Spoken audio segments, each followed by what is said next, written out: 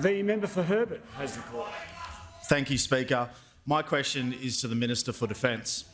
Will the Minister update the House on how the Morrison government's plan for a stronger future is ensuring Australians are kept safe and secure, and is the Minister aware of any alternative approaches?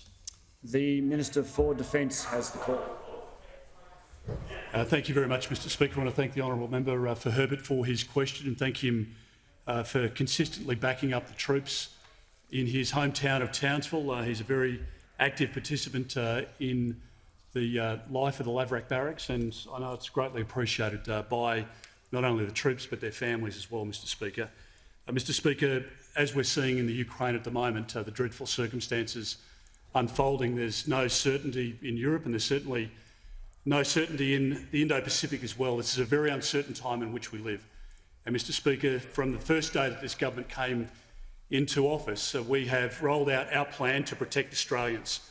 We've taken decisions to restore funding because when we came into government, Mr Speaker, Labor had reduced spending on defence down to 1.56% of GDP, Mr Speaker. It was remarkable because it was the lowest level since 1938. And every day since then, Mr Speaker, and under this Prime Minister, we have rolled out our plan to keep our country safe, and we will do that into the future. We've done it, Mr Speaker, by increasing the number of troops in the Australian Defence Force. We'll increase that to over 100,000. Mr Speaker, we will increase resources to the Australian Signals Directorate in this budget, a plan of $10 billion over the next decade, Mr Speaker. And the reason that that is important, Mr Speaker, is that we know that at the moment our soldiers are on the front line in the cyber war with state actors and organised criminal figures seeking to attack the Australian public.